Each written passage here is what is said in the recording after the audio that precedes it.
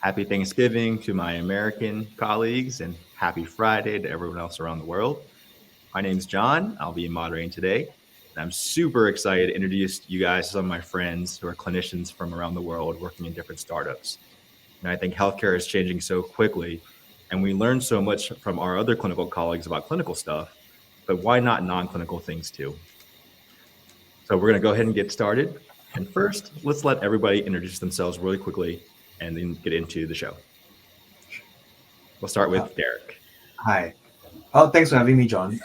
So my name is Derek. I'm a clinical oncology doctor based in Glasgow, Scotland. So I'm in the UK, and I'm also the founder of Adop, which is an organization that helps connect health tech companies with healthcare professionals so that they can get the clinical input that they need to build better tools for healthcare.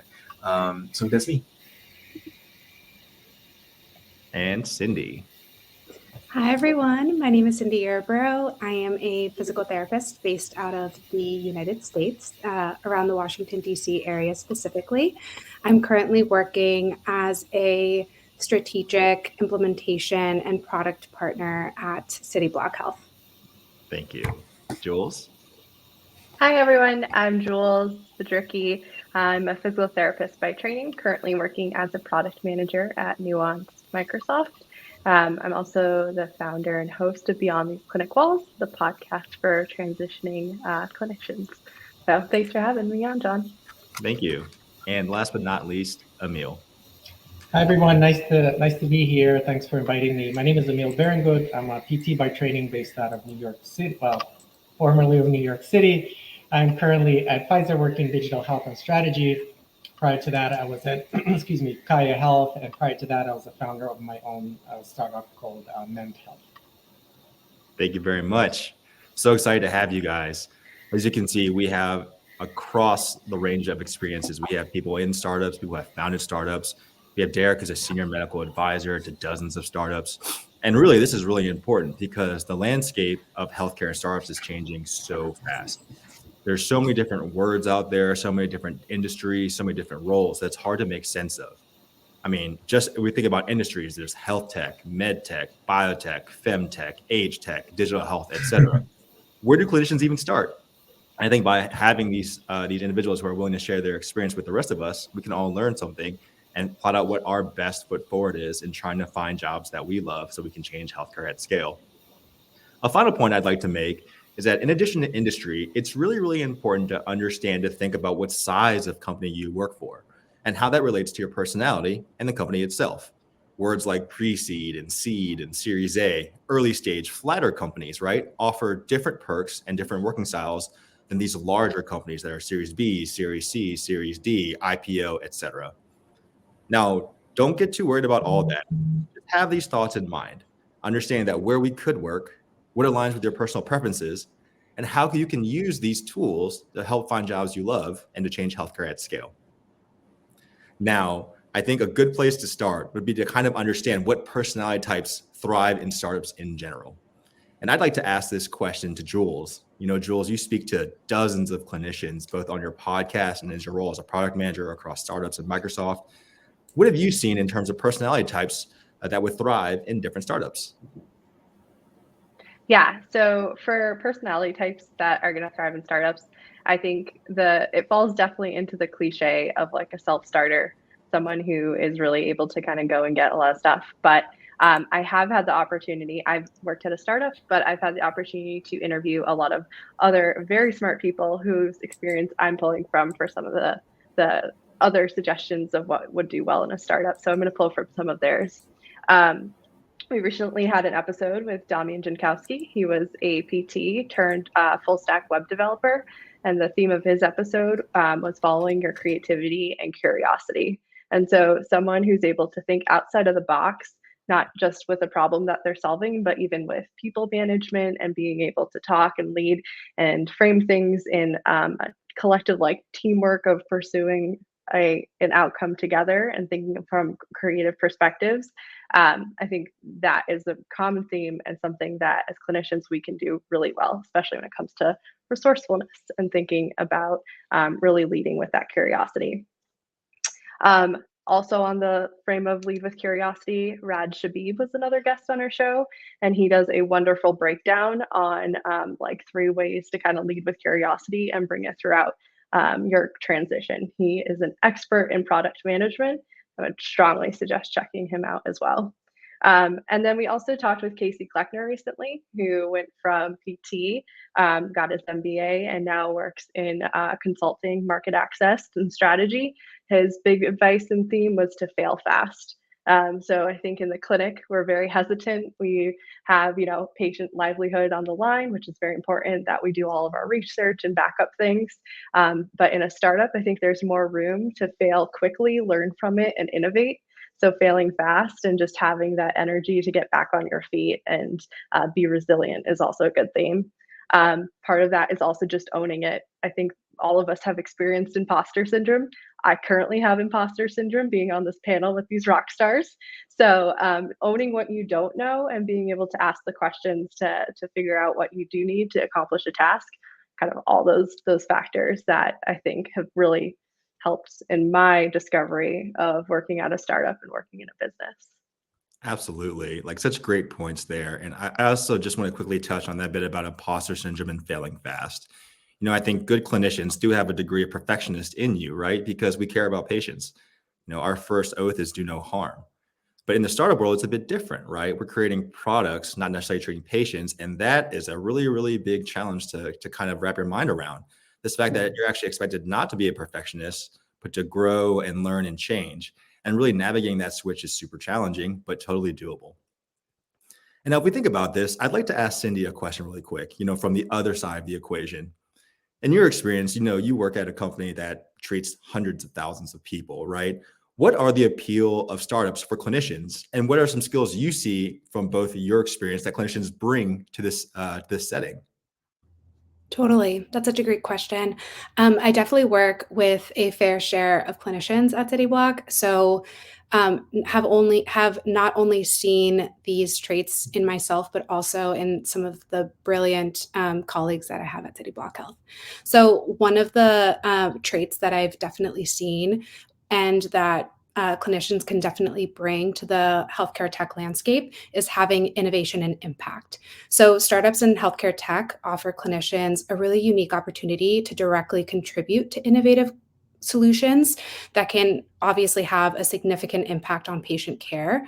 And so when clinicians pivot into healthcare tech, clinicians can definitely actively participate in the development of that cutting edge technology or different platforms, health monitoring devices, data analytics tools, et cetera, which definitely have the potential to revolutionize the healthcare tech industry. Additionally, I'm sure all of the clinicians on the panel today can attest to the fact that interdisciplinary collaboration is a huge part of being a clinician, and this definitely doesn't stop once you pivot into a non-clinical role. So clinicians bring a wealth of domain knowledge and practical experience to the table, and so our firsthand understanding of how actually healthcare workflows, patient needs, regulatory requirements, et cetera, actually work compared to maybe some folks who come into the healthcare tech landscape with more technical experience or general product experience, et cetera, is invaluable for startups who really want to create solutions that will seamlessly integrate into existing healthcare systems. And then finally, similar to John's point of wanting to do no harm, we operate with a very patient-centric mindset. And that also doesn't stop once we pivot into a non-clinical role. So as clinicians, we really do have a deep understanding of patient care, and we can play a pivotal role in ensuring that any healthcare tech, product, feature, et cetera, is designed with a focus on improving the patient experience. Absolutely amazing. And I just want to hammer this point home really quick. Like, get used to saying the word workflows. And clinicians are always wondering, how can I provide value to these companies? How can I provide value to other parts of healthcare and the tech ecosystem? Healthcare has some of the most opaque workflows there are. Ask anyone who's not a clinician how to refer a patient to another clinician. Who sees what patient? How does billing work, right? Who needs a prescription? These bits are part of the workflow that clinicians can provide value to immediately because not a lot of people know about how to do these things. And understanding how healthcare workflows work allows clinicians at any level of experience to provide value immediately because you know where patients are going to go. You know where the bottlenecks are going to be. You know where the challenges are going to be. You may not have answers for them yet, but you know very, very intimately where the problem starts, how the problem is solved, and who needs to be able to see what part of the problem to provide value and provide solutions. And I think this is a really interesting topic. And I want to pivot to Derek really quick. You know, Derek, you mentor and you're a senior advisor at dozens of startups as a clinician, right? Lots of clinicians ask me, you know, how do I get into senior advisory roles? Maybe I want to do this part-time, or maybe I want to use more of my medical training versus going hard into the tech side. So from your perspective and your experience, what are the appeal of advisory roles to clinicians? And what are some skills that clinicians bring in that sense? So that's a very fantastic question. So it's really quite an interesting thing as I do more and more Adop work. And medical advisory is not as simple as what a lot of people think about. So oftentimes people think, oh, I'll just come in and bring in my clinical experience and my clinical skills, and that should be all the startup wants. So the startups I work with, they're all very early stage. At that point in time, they really do need at least one or two things. They really need a very deep clinical expertise of the pathways of which their product will sit in. So they'll need someone that has 5 or 10 years of experience who really understand, let's say, mental health as a specialty, or let's say understand cancer care as a specialty, to really know like, okay, this is how things really run. These are the people you can speak to. I can open up some doors for you to, let's say, can we deploy a pilot product in your healthcare setting? Can I get you in touch with the key decision makers in terms of buying your product? And that's why medical advisory, it's a very vague term. It doesn't quite do a certain role. So let's say product management or software development or engineering or sales. It's not quite any of that. So how does a clinician market their role to these startups in a sense whereby they would actually want to get you on board as a medical advisor? So it's really one of two things. Number one is how senior and how reputable are you in that field that they're interested in. So say it's a company that's working on endometriosis, building a special tool to leverage AI in ultrasound to actually diagnose endometriosis a bit better. They would definitely need a surgeon or a gynecologist that is really an expert in that field, who has also experience with academia, who knows how to write studies and how to conduct studies as well. So it's that other value add. It's not just, oh, I'm a clinician, I'll be an advisor. It's more of, I can do certain things for you. I can do certain business critical tasks for you that would really just accelerate your progress very fast down the road. Because a lot of the people we speak to, the people we speak to in Adop, the founders are very much from a tech and a commercial kind of landscape. They are people who are incredibly passionate about wanting to innovate in the space, and they often have success in another industry altogether. But when it comes to healthcare is completely different, and they do need that shepherd to help them walk them through this process and say, hey, this is the things we do things this way. This is the clinical studies that we need to do. This is what evidence-based medicine is like. So there are a variety of skills that could also attract startups for a clinician. So being able to communicate very well, being able to write studies very well, plan evidence very well, understanding the regulatory and compliance pathway very well, so that they can help protect a company from falling down a ditch with the FDA or the MHRA. Lots and lots of things we can really talk about. Absolutely. And I think this is such a great point that I'd like to illuminate. Senior medical advisory, or medical advisory in general, can be both an entryway into startups as well as a senior role in startups, depending on what you're looking for. You know, Derek outlined some of the different ways that clinicians can provide value to these companies, but really a really great place to start, jumping on our previous points about workflows, is mapping customer journeys, right? Mapping patient journeys. If a patient breaks their leg, they're going to go into get this image first, which is going to be read by a radiologist, which is going to be referred to an orthopedic surgeon, et cetera, et cetera, et cetera. Now, this is really, really important if we're trying to go work in startups, because a lot of the time, one of the filters that startups use to consider interviewing you is if you have you had a similar title before, right? For example, a product specialist in a product manager tree, or a customer success manager in a customer success tree, or things like that.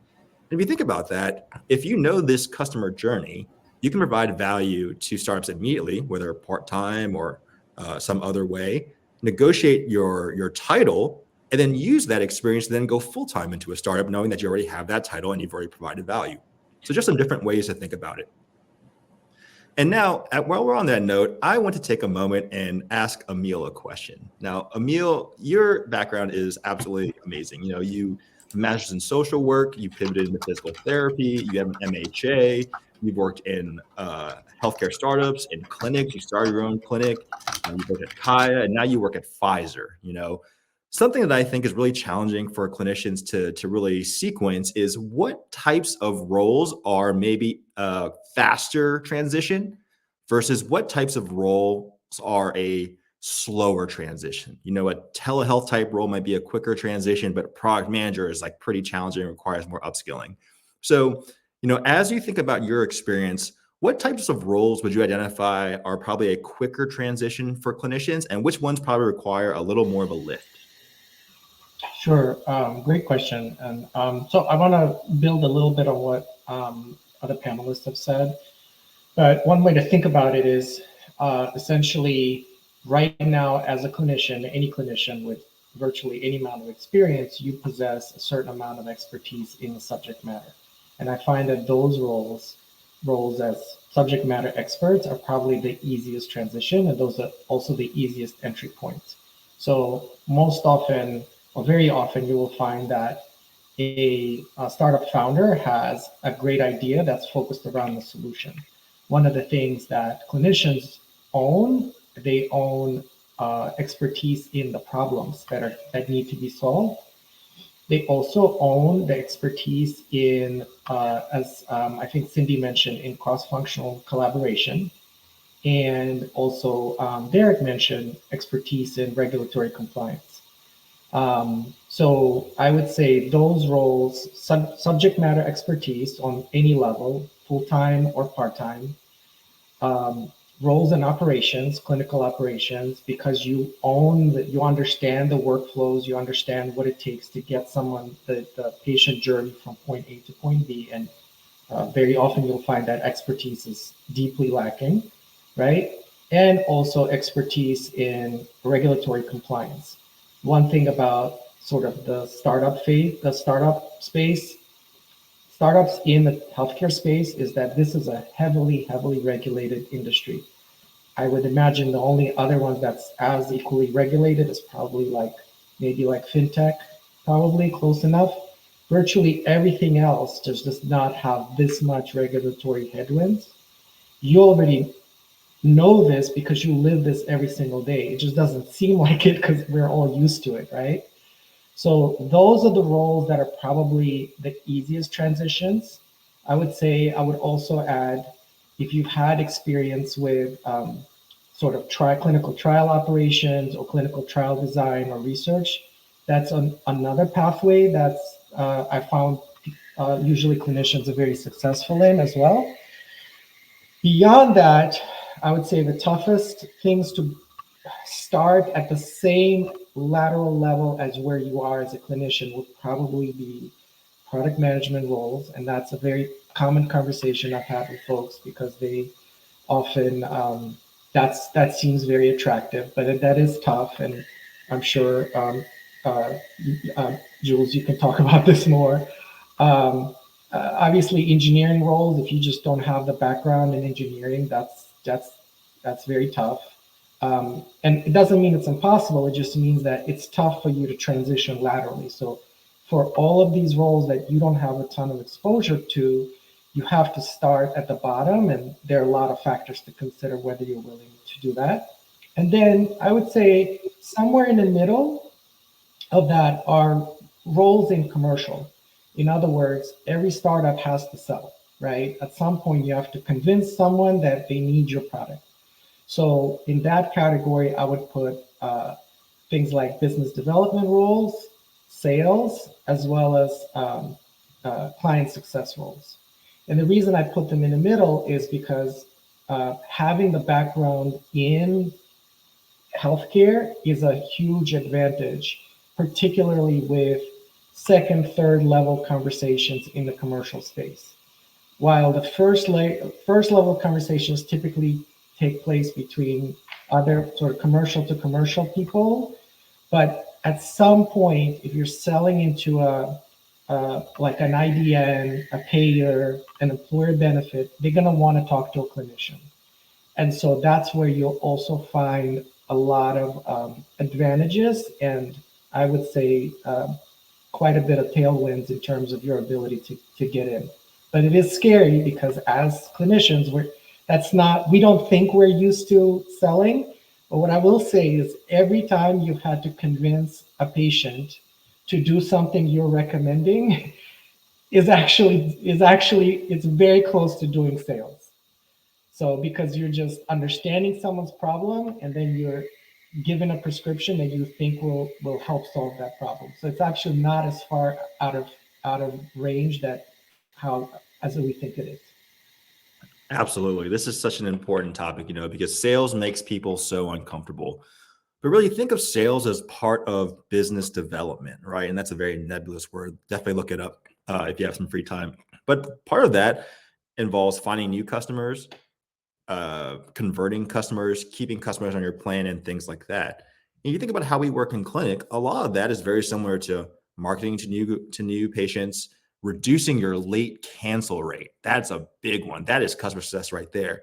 So a lot of these skills that we feel like we may not have, we actually do day to day, as Emil said, in our clinical jobs. So thinking about what part of your clinical job you most enjoy. For me, I really loved not having any late cancels. I really love being able to have patients come back and see me a year later when something else happened and things like that. Having that ongoing relationship was really valuable to me because I felt that I could know my patients more fully and understand what they were going through, and it helped them on their end too. So really understanding what parts of the clinical job you really like and what part that applies to in the startup or non-clinical world is a really useful exercise.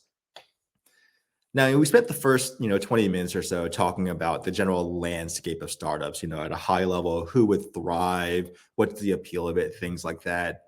I think now is a good time to kind of dig deeper and talk about actually making the leap.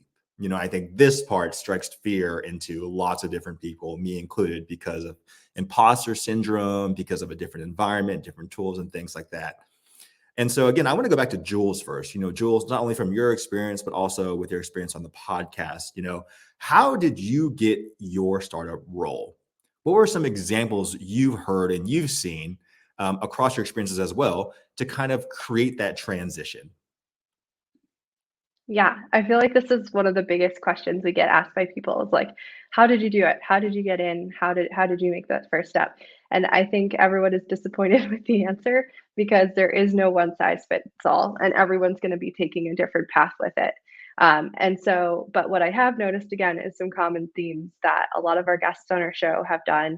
And then my wonderful co-hosts, who I'm going to plug to from the Clinician Transition, Emma Brady and Emily Kelly, they're awesome. But what we've all done are a few things. And I think the first thing to land your clinical job sounds cheesy, but you have to know yourself. And that self discovery phase is so, so important.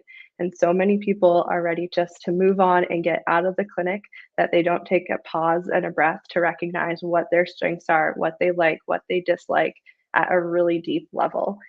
So when they're getting set up to make the next move, they're not going to be supported and they're probably not going to find themselves in a way or a path that they love.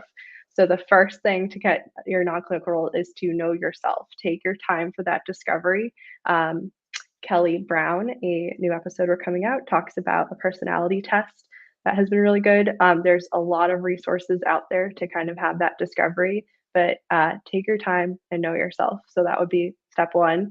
And then step two is once you know yourself, understand your story and be able to tell that story, be able to connect the dots for anyone interviewing you, where you can really translate your clinical skills into this commercial skills. Don't leave any dots not connected. Tell that story and really map it out for them. And then I think the final piece to all of this is you're probably going to fail at first and you're going to be lost in the sauce. I've been there too before. So you're going to find yourself in this time of ambiguity. But I think making the most of this time and how you problem solve in this time of ambiguity is actually going to set you up further for success later on and when you navigate it in the moment. So know yourself, do the discovery phase, thrive in ambiguity, be able to tell your story. Those are kind of the common themes. Love it. So you have a plan. We know what the map generally looks like. And now I'll throw it to Cindy. You know, what were some challenges you saw switching from healthcare? And what did your transition look like? Yeah, I definitely saw myself in so much of what Jules just mentioned. My transition into the healthcare tech space really came out of an amazing once in a lifetime opportunity provided to me by a mentor. And because of that, I don't feel like I was able to kind of think deeply or thoughtfully in what I wanted to do next when I was starting to feel the itch to transition. However, I got super lucky at City Block and I feel like it was just meant to be. And what I'm doing is largely what I probably would have envisioned for myself anyway. However, definitely making sure that you have those thoughtful, introspective conversations with yourself, with others, and understand that moving into a non-clinical role, sometimes when you're in the thick of a clinical role, can definitely feel like the grass is going to be greener on the other side. And it very much may well be for a lot of different reasons. But there are still pain points and there are still points of abrasion potentially when you transition into a non-clinical role that maybe you weren't aware of or you weren't exposed to in those clinical settings. So definitely some of the challenges, as others have mentioned, is just this, the technical skill transition and the learning curve. So traditional healthcare roles compared to healthcare tech can be very different in the sense of the technical roles or the hard skills that you need to do a specific role really well. And so sometimes you might need to look into supplementary courses or certifications or things like that just to supplement a lot of the great soft and life experience that clinicians have. And then definitely something that I've learned being in the startup world is that it's not as safe as potentially a clinician environment is. So healthcare startups operate in a really competitive and rapidly evolving industry. And so as a clinician, I felt very safe in terms of job stability and overall day-to-day stability when I worked as a physical therapist for MedStar. However, now that I am working in a healthcare tech space, I do find myself having more levels of uncertainty or risk that can be challenging to work through. So again, just being really thoughtful, understanding the companies or the spaces that you want to enter in the non-clinical space, and largely understanding that the grass might not be greener on the other side, but it will, if it's pushing you in the right direction in your career, then it's definitely worth it. Absolutely. And so many good points in there that I just want to echo as well. It's totally normal in the startup world to have a new job every 2 or 3 years. And this is really different than medicine where we're looking for an employer for maybe 5 or 6 or 10 years or things like that, right? So definitely take that into account when you're making your decision, not only if you want to pivot into a startup, but also what size of startup, right? Because a smaller startup is going to be more unstable. They may be gone in a year or two. A larger startup is going to be harder to get into, but they should have enough traction or progress to be there for a few more years, right? So definitely take that into consideration. In terms of how I got my first startup job, I'll be totally honest with you. I literally went to accelerators. Accelerators are collections of startups that receive mentorship, and you can go to their portfolio pages. And I actually just reached out one by one to every single startup I was interested in on their contact page and just asked how I could help. Not very high tech, but it worked for me, and able to get lots of experience that way. On a side note, if you're looking for a deeper dive into how to get your first startup role or any other guides that going into product management and things like that, we have a bunch of guides written by clinicians in these roles on our blog at medium.com/nextdegree. So definitely check it out. There's resources that they've included as well that are free. Definitely a good resource to have if you're thinking about going into the startup world. And on that note, I want to pivot back to Emil, because again, Emil, you've been on both sides. You've transitioned, you've pivoted, you've been a hiring manager, you've seen all of it, right? So if you have your hiring manager, like executive hat on, what were some things that you saw in terms of resumes or interview tips that, really resonated with you when to make you want to hire that clinician? Sure. Let me start with the interview tips. So, and go back to what Jules said earlier about knowing yourself. Be very clear with the reason why you're applying for a job. And I would say it matters even more in startups, because when you work in a startup, everyone from the founder, and sometimes there's only like 5 other people or whatever, it's not that many people, they live and breathe this single idea. And you have to be really clear that what your goals are align with what the goals of the startups are. So I would say my personal preference, or my personal sort of what I was looking for when I'm hiring people is I want fellow believers whose North Star aligns with my North Star, or the company's North Star. And that is really, really important. So if you're applying to a startup that's solving healthcare access issues, you should probably only work there if that is what your goal in life is, professional goal. It could be your goal in life right now. That's fine. It can change tomorrow. But that is what I'm looking for.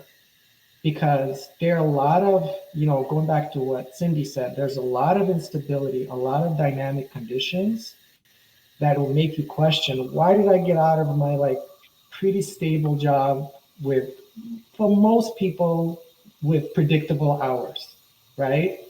Why am I doing this? And it has to be because you want to achieve something, the same thing that the company is trying to achieve. Okay. So that's one. That's for sort of general approach to, because you will be asked why you're applying for this. And my preference is that your answer aligns with what those goals are for the company where you're working, right? In terms of your resumes, if you're applying for clinical jobs within startups, that's fine. Just keep it as is. You're probably going to talk to other clinicians, relatives who understand what that says. If you're applying for jobs that are not clinical, scour your resume for all of those jargony traces of clinical accomplishments that only speak to other clinicians. I'll speak about physical therapists, right? A lot of physical therapy resumes have a ton of continuing education courses on things like manual therapy, etc. That is phenomenal. I know you're a great manual therapist. You know what you will not do in a company that's hiring for telehealth? You will do no manual health. I can guarantee you that, right? What you will do is you will speak to people, and so anything on there that you can highlight that addresses your communication skills, that's a plus. Anything on there that addresses your understanding of regulatory compliance across state lines, that's a huge plus. So if you are applying for a job that's completely not clinical, then what I would do, honestly, I would find a friend, maybe a mentor, maybe somebody you know who has nothing to do with healthcare, and show them your resume and have them tell you back if they understand what they understand your skill set to be.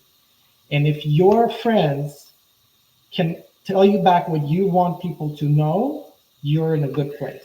And if they're like, I don't know what any of these things mean, then you probably should adjust it a bit or quite a bit. That's so true. And just to add to that point, I know this is tough, right? But your resume has got to be a page or less. Like if a 2-page resume is the death to startups. You might get 6 or 7 seconds for them to look at it. I know it's tough, but you've got to be brutal. 1 page only. And another tip that I would give that would help me out a lot was look online for examples of successful resumes for people who have not come from clinic. So for example, let's say you're a nurse and you're trying to get a product management role. You can find literally thousands of product manager resumes online. See what they look like, right? Know what words they use. Get an idea of what the hiring manager will look for as if you weren't a clinician. Then use your clinical expertise and your industry expertise in healthcare to translate what you know into this format that they will understand. Because we're very lucky to have Emil. Emil's a clinician, but I guarantee you most of these hiring managers and HR managers are actually not clinicians, right? So definitely 1 page, be brutal, and create a bank of resumes of your desired role from people not in healthcare to understand and familiarize yourself with both the words and the style that hiring managers will they themselves be looking for. And so on that note, we've talked about making the leap. We've had some great discussion on, your motivations, how to prepare for interviews, how to know thyself and things like that. But let's talk about a day in the life, right? Because the worst thing that could happen is, you get this job and you find out it's just not for you, right? You want to have an idea of knowing not only can you get into it, but can you thrive there, right? Because your career is so important to you, your family, everyone around you, right? You've got to be able to thrive as well. So I actually want to push this question to Derek first, again, because Derek's broad expertise across multiple startups in an advisory role, right? What is it like for you to interact with non-clinical colleagues? Think founders, think investors, think managers, things like that. How do you navigate that interaction, knowing that most people you're speaking to aren't going to be necessarily from the clinic? Yeah, and that's yeah. So to give a bit more context about what we do, so Adopt a Doc is really something I've started over 1 year, and it's really very much driven by my presence on LinkedIn. And from the content I've created and put out on LinkedIn, from my writings on LinkedIn, I get quite a lot of health tech founders coming through our way. I've spoken to 75 last weekend, and really advised probably 20 or 30 different, very more ad hoc manner. And what we really do is we try to onboard clinicians, senior medical clinicians, onto a startup to help them really go forth and do good. And it's very interesting. It's a very, very interesting experience. So the first Adopt a Doc call I've actually gotten ever was a very senior C-suite from a very large pharma company who just reached out to have a chat. I was like, what? And I was just having a chat with them, like, all right, interesting. And then after that, you start speaking to founder after founder after founder after founder after founder. And you really develop this sense that these are really amazing people. They are really people who don't really understand healthcare fully, but they really, really have lived experience. They've been slighted by a disease. Their family have been slighted by a disease before, and they really want to innovate in that space to really do some good. And they understand that they're probably not going to make a lot of money because there are better industries to work in. They know that it's going to take a long slog. It's going to take a lot of time, but despite that, they still want to innovate in this space. So the founders I speak to are often very inspirational. Do they need help? Yes, they definitely do need help from a clinical perspective. But do they have their own strengths and their own experience that really helps shape our perspective? Definitely yes. So I've learned so much in this past year, not by doing an MBA or by doing reading a book or anything. It's just purely from the conversations I have with them, asking them questions like, oh, how do you found the Antle Accelerator? Oh, how is it like raising funds? or what's your process like putting together this pitch deck, or how do you navigate how you practically navigate the regulations, how do you navigate the CQC in the UK, or how do you navigate the FDA, MHRA, what's your strategy and what's your approach? So as much as I'm sharing my information and my knowledge with them, I'm also using that as an opportunity to really learn from them directly. And that has helped me shape a more mature view of the industry as a whole. And I do serve as a medical advisor in a venture capital firm as well, Venture Blake. I think that's what, John, you're a part of as well. It's we sometimes, and I've also spoke to a few different VCs and investors as part of the due diligence process as well. It's very interesting because ultimately everyone's just trying to figure out in their own way, from their own perspective and from their own industry, how to make sense of healthcare. How do we make sense of this very large, tangly mess that no one seems to really understand, and despite clinicians being in it, don't really know how to fix it, and people outside of it are trying to fix it but not quite sure how to do it as well. Everyone is just trying to understand from their own perspective, from their own skill set, how can we make this better? So that really pushes my passion forward, because first of all, it's very interesting. It's very, very satisfying when you find the right person for the right company. Once that happens, the magic it just really, really, it's very, very stimulating and very, very inspiring. So I hope that gives you a bit more of my understanding of how it goes on a day-to-day basis. Absolutely. Thank you. I'm going to pause real quick because I have a couple of questions in the chat that I want to address real quick. And I'll actually take the first two together. The question is, what are your tips for finding companies that align to your North Star? And where do health tech companies look for senior medical advisory roles, right? And this is actually a related question.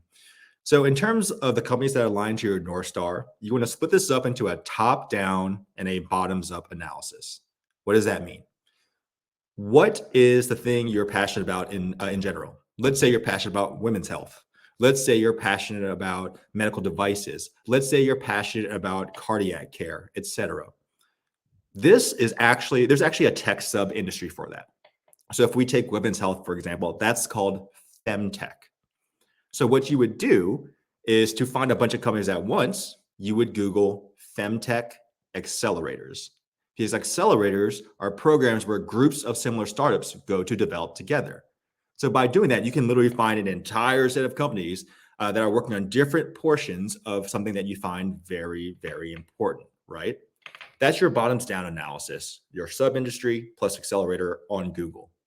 For the bottoms up, this is really important. You have to have a LinkedIn. And the reason why you have to have LinkedIn is because this is how companies find you, right? It's less so much do you want to use it, but companies find employees this way. So what you do is, let's say you've done your top-down analysis and you found a company like Luna Physical Therapy that's doing telehealth for women's health, right? And you're really passionate about that, right? Then what you would do is you go to the company page, you go to their employee list, and you would just reach out to their employees and you ask them, hey, I'm really passionate about this, but I'm trying to understand more about how your company and your experience was like. You'd be surprised if you send out 10 messages to 10 different employees, all you need is one back to give you 10 minutes and give them the truth. So from the top down, sub-filter out by industry. From the bottoms up, once you find out what companies and industries you're interested in, reach out and talk to the actual employees. In terms of senior medical advisory, this is the invisible job pool. A lot of them aren't actually advertised, right? And most companies are going to need a senior medical advisory very, very, very early on. In the startup world, this is called pre-seed or seed. So if you think about this, let's say you're, again, interested in femtech, pre-seed, femtech, accelerator, right? You have your list of companies in this space you're interested in that may or may not be looking for senior medical advisors. And then from there, it's literally going to the contact page of each company and emailing them saying, hey, are you looking for a senior medical advisor? Like Derek said, I've been practicing in OBGYN for the last 6 years. I've been a women's health therapist for 3 years. I know about clinical workflows. I'm interested in how this is more tech-enabled. I'd love to find a way to support you, or something like that. In terms of this third question, which is, how do you brutally cut down your resume to one page? What I do is I put all of my clinical experience, which is about 6 to 7 years, and put clinical physical therapy across multiple companies. And that kind of saves a lot of space, right? Because you show your years of experience, right? But it's all in one job block, which gives you space for the rest of your resume to shine, whether that's through certifications or volunteer experience or things like that. Thanks, guys. Now going back to our conversation, thank you, Derek, so much for talking about interacting with non-clinical colleagues and like that whole spectrum, right? That's like super fascinating. I think if we think about this, I have another question for Jules, right? Simply put, what were the expectations for reality versus reality for you, both going from clinic to a startup like Nuance, and then going from Nuance to a company like Microsoft? Like, how did that all line up? What were expectations versus reality like? I think the biggest expectation I had for my transition out of clinical work was that my whatever job I was going into, I would know exactly what my role was and what I had to do every day to do that job. And I think it's the complete opposite. I thought of this analogy today. If anyone is a Great British Bake Off fan here, like it's a baking show. Each week they have to do a technical challenge, and part of the technical challenge is all contestants have to make the same recipe, and the recipe is given to them by one of the judges. And sometimes the recipe is very detailed down to like the temperature of the oven, how to mix it, what flour to use. And then other times it just says bake a pie crust and you have to just figure it out from there. So I feel like that's the best analogy for working in a startup and a kind of a different role. Sometimes you're going to have a full recipe and ready to go. Sometimes you have a sous chef helping you out with it. And then, sometimes you're just, again, lost in the sauce. That works on two ways. But yeah, it's really trying to figure out in that ambiguity and working through it, asking the right questions, really digging in, trying to leverage your skills. So I think that was probably the biggest expectation for reality wake up call for me. But you learn a lot as well from it. Absolutely. I think that's really important and kind of leads me to another thought that I want to ask Cindy about. Let's talk about culture, like workplace culture. What has been your experiences in terms of expectations and reality in terms of workplace culture coming from clinic into a now huge company like CityBlock? Yeah, absolutely. So I can only speak for my experience at CityBlock, which I mean, largely has been amazing. I think the biggest difference from going in clinic to now being in a largely remote environment is that while working from home has its benefits and its perks, as I'm sure all of us can agree, it's harder to separate work and home balance or draw the line there. So at least when I was a clinician, as long as I got my notes in, saw my patients, I knew that the second I got in my car and went home, that was the end of my workday, and I could focus at being at home. Versus now, definitely aligning to a lot of what folks said, that sometimes there's swirl, sometimes there's chaos. It's important to set work-life balance or set those boundaries. However, sometimes things just need to get done. And that means that, you have to put in 10, sometimes 12-hour days, work on the weekends, et cetera, because the start end times are a little bit more fluid than maybe in a clinic where, the clinic has to open at 7 a.m. and close at 7 p.m. And you're probably not going to see anyone working at 9 or 10 o'clock at night at a clinic seeing patients. So in that sense, that was, I think, the biggest shock maybe per se in terms of work-life balance, is having to be really strict with myself on when I would work and when I wouldn't work, and being okay for things to be gray sometimes. And in addition to being in a remote environment, I am an introvert, although I do enjoy being with people and definitely thrive in meeting people and getting to know other people. But sometimes it can get a little bit lonely to work in a remote environment. And so at least at CityBlock, I have great relationships with all of my coworkers and have developed really strong friendships. So that's been really helpful in keeping me centered and having people that I feel like I can really rely on and get support. But that looks a little bit different. Now I have to schedule time on people's calendars or coordinate depending on what we have to do, versus when I was in the clinic environment, I was able to just chat with my colleague who was sitting right next to me, or, just be able to past people throughout the day and have those conversations or ask those questions or have that support. So just being prepared that sometimes being in a remote environment, it can get a little bit lonely and you might have to put in a little bit more effort to get to know people, get to know them personally outside of work and things like that. Oh, such great points. Like when it's in person, you can find your tribe, but when you're remote, you have to build your tribe, right? You've got to have people supporting you. You've got to have people that you can lean on and count on. It's a totally different world in the remote world, right? So just great points. We're getting a couple of really interesting questions in the chat. So I want to pose the first one actually to Derek. Do you have any tips for medical students, and how can we enter this space before we graduate, particularly if we're non-technical? That's a very good question. So there are so if depends on where you are. Okay, there are some fantastic fellowship programs in London, mini London. It's all in London. There are VC fellowship programs that are out there. There are certain industry accelerator programs that they do take students, particularly medical students. McKinsey has a medical elective program that they do take 2 students a year every year, and there are specific programs that you can apply for, competitive programs that for sure, but very good if you can enter it. So there's this one. I'm just following up one medical student on LinkedIn who's actually joined quite a big VC fellowship program, and I can see that she's really been introduced to Albion, they introduced to Antler, really put straight at these startups. So they shoved right into the startup world right from the start. So that's one way. I think it's quite a solid way to go forward. But I think another way to go about it is to really just do the work. Just do the work, start writing about things, start exploring your curiosity.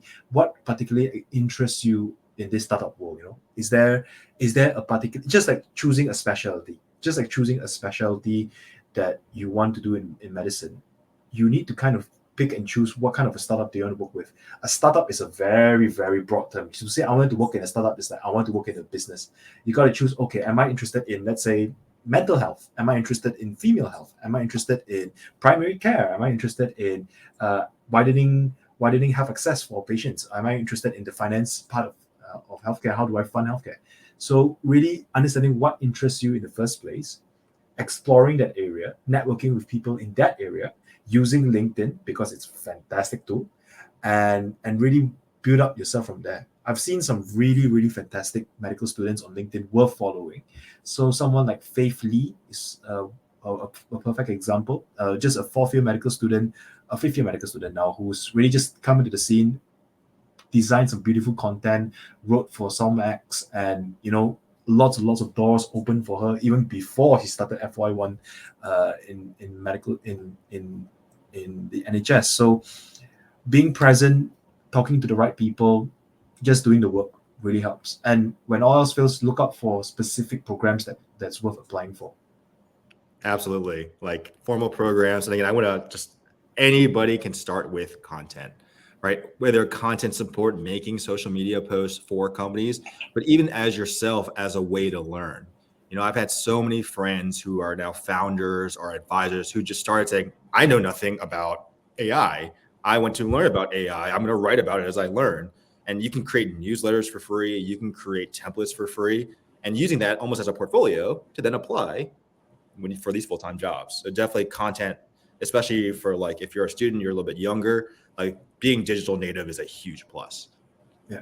Start something, do something, fail at something. That very much goes into your portfolio. So you don't have to like succeed at this massive thing. Start something, do something, fail at something, demonstrate you've learned something from this. That itself, I think, is more valuable than any other course you can do, because it shows initiative. It shows that you're a hustler. You're someone who can figure things out. Yeah, absolutely. I think we have time for 1 or 2 more questions. Again, make sure you connect, follow everybody on LinkedIn. Drop them a DM if you have any other specific questions. But I want to get to Emil with this next question. I think this is really, really interesting. How is clinical operations in a digital health company different from traditional clinical roles? Sure. So first and foremost, I can speak on to my experience. So in a traditional clinical operations role, you're only largely concerned about your immediate geographic area. Whereas in my experience, it can range anywhere from the states that surround you to all 50 states. So scale. So you might be tasked to stand something up from the ground, or you might want to start up something from the ground that could exist simultaneously in multiple states, and all of that entails. So you have to understand scopes of practice laws, you have to understand how to start a business, a professional corporation, or whatever the case may be, across multiple state lines. So that's number one. Number two, to the point that Cindy made earlier, the team you're working with are not going to be located next to you. So you have to know how to lead via scheduling appointments. And you understand that. So when I was running a PT clinic, I could see and you know how everyone around you practices, right? In a brick and mortar. In a digital healthcare company, you don't see how people practice. So you have to be able to project and understand these practice patterns across the board and figure out ways of accomplishing that. And number three, in a brick and mortar clinic, there's often people who are in charge of things like revenue cycle management, legal questions, regulatory questions, whatever the case may be. In a digital healthcare company, you're often it. So you have to be able to field, to the best of your ability, regulatory questions, legal questions, etc. And I found that to be the most challenging part. And doesn't mean you speak in places where you don't know the answer, but it does mean you have to at least know whom to ask to get the answer. Yeah, so such a good point. Like, you're building the plane as it flies. This is a common thing we say in startups, right? So literally, you are it. You either got to learn it or find out where to get it. And it's okay to not be perfect, but be comfortable going horizontally across functions instead of just vertically into your clinical depth. Next two questions actually are for Cindy, so I'll wrap them together. How do you find your mentor, especially if you're not familiar with health tech leaders, and how do you manage this as an introvert? So I have been really fortunate to find mentors largely in the spaces that I've definitely done the work really hard to get to. But really I've had it be a very symbiotic relationship where I've worked really hard to get into XYZ space. And then in that space, someone has noticed me or in conversation has really believed in me and has supported me the rest of the way. So in the sense of how I came across this opportunity at City Block, it was a mentor that I met back in high school after I was selected for a Hispanic Youth Leadership Institute in DC. And so, I had done the hard work of getting accepted into this really prestigious institute. And then from there was able to develop a really great relationship with this person who now had seen my work ethic and my drive for the last 10 12 plus years, and so could really validate and support me in this transition. As an extroverted introvert, as I like to say, I definitely feel like vulnerability is at the core of who I am as a person. There's a quote that I read a long time ago that says vulnerability increases intimacy, and it can go across all and any relationship. So I really do believe that if you bring your full self, if you're genuine, if you're honest, and you vocalize that to the people that you want to seek advice from, want to learn more from, and kind of brings the guard down or the barriers down, and hopefully those people can meet you in that same space. And I've luckily been able to meet so many people, including Julia, who's on this panel, in that way of just really cold calling and reaching out to people and having excitement and authenticity in what I wanted to talk about. And I've had, 99.9% of the interactions be really positive and just as genuine back. So don't be afraid to put yourself out there. As John, I think, mentioned a little bit earlier, you might reach out to 20 people and only one person gets back to you, but maybe that one person is the person that's going to take you to the next level or help you to get that next job. So it's the quality, not the quantity. Beautiful. Well, hey, we're at time, so I want to go around real quick. I'll make one last plug for the blog, medium.com/nextdegree. A lot of these questions are covered through the blog as well, so please use that free resource. And I'm going to give each of our panelists just one parting thought or a chance to plug something that you're working on. We'll start with Jules. I just want to echo something too that Cindy said. Finding a mentor, I think, is awesome. I think finding a peer or a sparring partner, which I would equate Cindy to be, is also very good. So make sure you're networking and building yourself a group of people that you can lean on. And then if you can all check out Beyond These Clinic Walls, it's a podcast where you get to hear people talk about their journey from clinic to beyond. I'd love it. You can follow us on LinkedIn and find us on Spotify and Apple Podcast. Thank you. Emil. First of all, I just want to say I'm like super psyched to be on this panel, and I feel really honored and humbled to be with all the folks on here.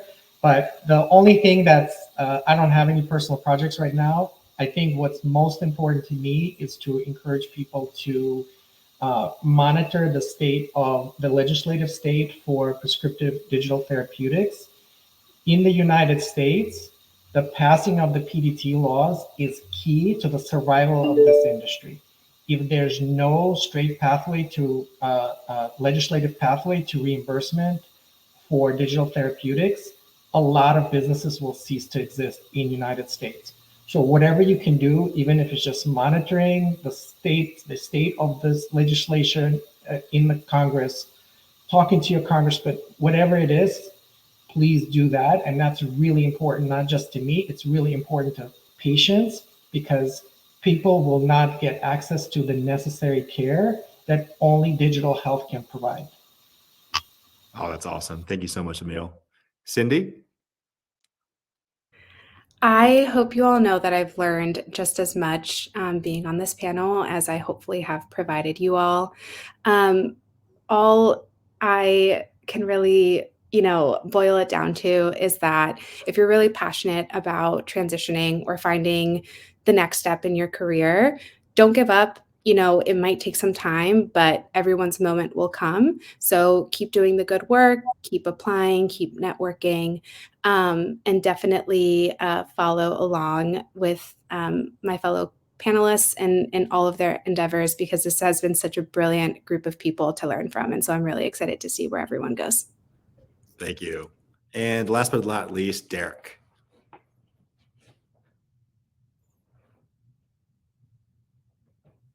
You're on mute.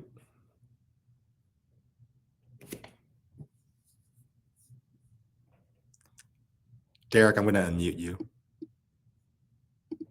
Sorry, that's me. I'm going to answer a question from the Q&A because I think this ties very nicely into my my final parting point as well. And so my final tip. So are there any keywords that should be in your LinkedIn profile to let health tech startup know that you are interested in working with them? So there is no algorithm trick or no special keywords that you need to put in your LinkedIn, that special magic word that you put up there, that hashtag, that ad.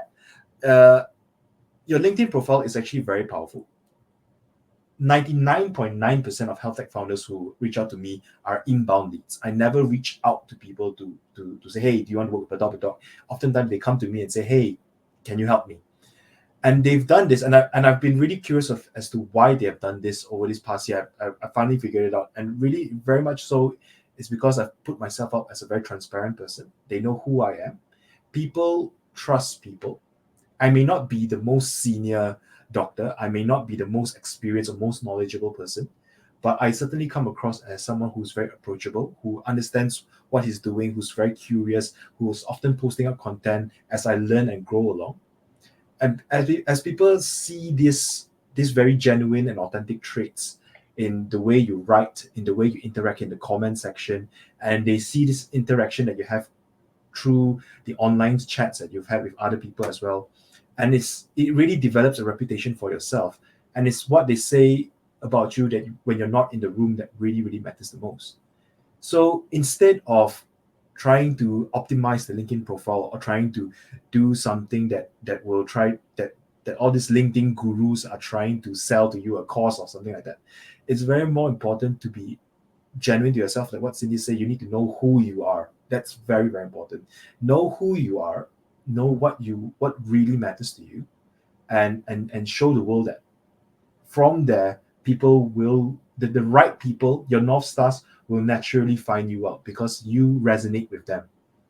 And the moment you do that, that's when the magic happens. You don't need any fancy gizmo. You don't need to pay for £1,000 course.